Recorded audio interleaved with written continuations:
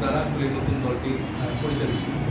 তো আমরা মূলত এই 2.5 মাস ধরে দলকে সুসংগঠিত করার জন্য আসলে সেন্ট্রাল পর্যায় থেকে শুরু করে সারা বাংলাদেশে বিভিন্ন পর্যায়ে আমরা দায়িত্ব পালন করছি এবং গত 1 মাস ধরে আমরা সাংগঠনিক সফরে বের হয়েছি। আপনারা জানেন যে উত্তরাঞ্চলের দায়িত্বে সার্জিস আলম আছেন এবং দক্ষিণাঞ্চলের দায়িত্বে হাসনাত আছেন। তারা কিন্তু সাংগঠনিক সফর করছেন এবং সেখানে যখন আমরা জনতার কাতারে গিয়েছি আমরা দেখছি মানুষের ব্যাপক একটা চাহিদার জায়গা আছে। এবং আপনারা শুনলেন যে আমাদের যে ভাই কথা বললেন আপনি, আমরা এখানে এসেছি একটি নতুন রাজনৈতিক দাওয়াত দেওয়ার জন্য, যেটা আমরা বিগত সময়ে দেখেছি যে আওয়ামী লীগ যে কালচারাল ন্যারেটিভ তৈরি করেছিল, আপনাদের মিডিয়া হাউসগুলোর উপরে যেভাবে তাদের একরকম স্বৈরাচারী মনোভাব ছিল এবং যেভাবে নিয়ন্ত্রণ করতো, সেক্ষেত্রে কিন্তু আপনারা সেভাবে কিন্তু আপনারা সংবাদগুলো প্রচার করতে পারতেন। তো আমরা চাই যে এখন দলমত নির্বিশেষে বিএনপি, জামাত, এবি পার্টি, তারপরে ছোট যত দলগুলো আছে, বিএনপির সাথে অ্যালাইন যেসব দলগুলো আছে, গণ অধিকার পরিষদ এবং এনসিপি, আমরা সবাই একসাথে কাজ করবো। কারণ এই 5 আগস্টের আগে কিন্তু আমরা একসাথেই এই আন্দোলনটা সফল করেছি। আমাদের তখন কোনো রাজনৈতিক দল ছিল না, আমরা বৈষম্য বিরোধী ছাত্র আন্দোলনের ব্যানারে আমরা এই আন্দোলনটিতে সামনে থেকে ভূমিকা পালন করার চেষ্টা করেছি এবং সেখানে পুরো বাংলাদেশের আপামর জনতা কিন্তু সেখানে ভূমিকা পালন করেছে। সেখানে হচ্ছে বিএনপির 17 বছর যে রাজনৈতিক একটা ত্যাগ প্রতীক্ষার জার্নি ছিল, তারা সেই জায়গাটায় একটা ভূমিকা পালন করেছে। জামাত ইসলামী ভূমিকা পালন করেছেন, ইচ অ্যান্ড এভরি পার্টি তার জায়গা থেকে ভূমিকা করেছে এবং সেই জায়গা থেকে কিন্তু সব আপামর জনতা কিন্তু নেমে এসেছে এবং শাহজাদপুর থেকে শুরু করে আমাদের পুরো সিরাজগঞ্জ জেলায় একটা কিন্তু দুর্বার ভূমিকা ছিল আমাদের এই আন্দোলনে।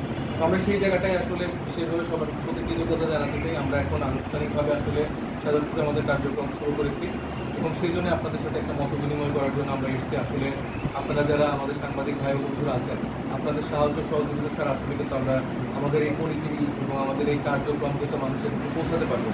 সেই জন্য আমরা আসলে এসেছি আপনাদের কাছে সেই সাহায্যটা চাওয়ার জন্য, সেই সৌহার্দ্যপূর্ণ একটা ভালোবাসার জায়গা যেন আমাদের রাজনৈতিক কালচারে তৈরি হয় এবং সাংবাদিক যে বন্ধুরা আছেন তাদেরকে সাথে নিয়ে আমরা আমাদের নতুন রাজনৈতিক যে বন্দোবস্তের কথা আমরা বলছি, বাংলাদেশে যে আমরা নতুন পরিবর্তন আনতে চাই, সেই পরিবর্তনটা আমরা সবাইকে নিয়ে একসাথে করতে চাই। এখানে কৃষক থেকে শুরু করে প্রত্যেকটি শ্রেণী পেশার মানুষকে আমরা সেই সম্মানে নিয়ে তাদেরকে আমরা একসাথে কাজটা করতে চাই। এই জন্যই মূলত আমাদের আশা এবং আমরা মনে করি যে খুব শীঘ্রই আমাদের দলের নিবন্ধন আমরা পেয়ে যাচ্ছি। এই মাসেই আমাদের সব কার্যক্রম শেষ হয়ে গেছে প্রায়। আমাদের যে জেলা কমিটিগুলো দেওয়ার কথা ছিল সেগুলো প্রায় শেষের দিকে, অনেকগুলো অ্যানাউন্স হয়ে গেছে এবং এছাড়া হচ্ছে যে আপনারা জানেন যে আমাদের যেই জেলার অফিসগুলো নেওয়া সেগুলো প্রায় নেওয়া শেষ। শাহজাদপুরে আমরা একটি অফিস নিচ্ছি, এটা খুব শীঘ্রই আমরা ঘোষণা দিয়ে দেবো। এবং আমি যেহেতু সেন্ট্রালি কোষাধ্যক্ষ, আপনারা জানেন গত 5 দিন আগে আমরা একটি নতুন ফাইন্যান্স মডেল ঘোষণা করেছি এবং এই ফাইন্যান্স মডেল হচ্ছে একটা স্বচ্ছ রাজনীতির জন্য একটা ফাইন্যান্স মডেল। আপনারা জানেন যে বিগত 53-54 বছরে কিন্তু কোনো রাজনৈতিক দলের সেই রকমভাবে ফাইন্যান্স পলিসি আপামর জনতার সামনে উল্লেখ করা হয়নি এবং বিভিন্ন রাজনৈতিক দলগুলো যে আসলে কীভাবে চলে সেই বাস্তবতা যখন আমরা দেখতে পেয়েছি, আমাদের কাছেও বিভিন্ন গোষ্ঠী বিভিন্ন রকম অফার করেছে যে এত টাকা অত টাকা দিতে। তো আমরা সেই জায়গা থেকে আসলে তাদেরকে মানে না বলেছি, কারণ আমরা মনে করি যে যখন আমরা কোনো এরকম রাজনৈতিক দলের জায়গা থেকে কোনো ব্যবসায়ীর থেকে আমরা কোনো টাকা নিব, অবৈধ টাকা হতে পারে সেটা, আমরা জানি না সেটা কী টাকা। এরকম টাকা যখন আমি নিব, একজন ব্যবসায়ী কিন্তু কোনো টাকা লগ্নি করলে সেটা লাভ চায়, তখন কিন্তু আমার সেই দলের প্রতি একটা দায়বদ্ধতার জায়গা তৈরি হবে।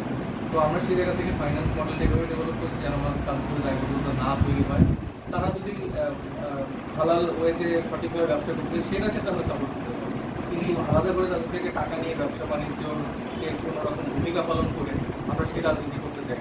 এবং সেই জায়গা থেকে আমরা ক্রাউড ফান্ডিং ঘোষণা করেছি এবং আপনারা জানেন যে সারা দেশব্যাপী এই 5 দিনে প্রায় 15 লক্ষাধিক টাকা আমাদের এই ক্রাউড ফান্ডিং নিয়ে এসেছে আমাদের ওয়েবসাইটের থ্রুতে এবং আমাদের ব্যাঙ্ক অ্যাকাউন্ট, বিকাশ অ্যাকাউন্ট যেটা আমাদের দলের নামে করা হয়েছে।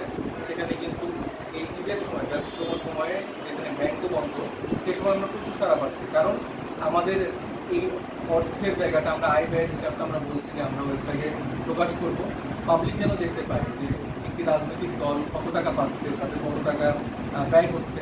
এই জায়গাটা যখন ক্লিয়ার থাকবে তখন আমার মনে হয় যে এই একটা সুন্দর হেলদি প্র্যাকটিস বিএনপির মধ্যেও চলে আসবে, জামাতের মধ্যেও চলে আসবে এবং অন্যান্য দলগুলো এই প্র্যাকটিসটা করতে পারবে। এবং এই জবাবদিহিতার যে আমরা স্বচ্ছ রাজনীতির কথা বলছি, এইটা আমার মনে হয় যে সবার মধ্যে প্রতিষ্ঠিত হবে এবং আমরা এরকম হেলদি প্র্যাকটিসে আসতে চাই। কারণ পুরনো রাজনৈতিক যে বন্দোবস্ত, টেন্ডারবাজি, তারপর চাঁদাবাজি, এই জায়গা থেকে বের হয়ে আমরা এরকম সুস্থ কিছু প্রজেক্ট বেসড পরিকল্পনা নিয়ে আমরা আগাতে চাই, যেখানে আসলে আমরা সাধারণ মানুষকে সেই জায়গাটা, সেই আশ্বাসটা আমরা দিতে পারবো যে আপনারা আমাদের উপর ভরসা করতে পারেন।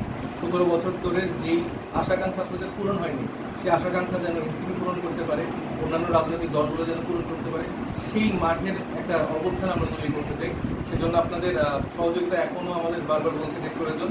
আশা করবো আপনারা আমাদেরকে সেই সহযোগিতাটা করবেন। আমরা শাহজাদপুরে বিস্তার লাভ করতে চাই আপনাদের সহযোগিতায়, এবং এখানে যে আপামর জনতা আছে তাদের মধ্যে আমরা আমাদের ভালোবাসা পৌঁছে দিতে চাই, তাদের ভালোবাসা পেতে চাই, এবং সর্বোপরি আমরা সবাইকে মিলে নিয়ে আসলে কাজ করতে চাই।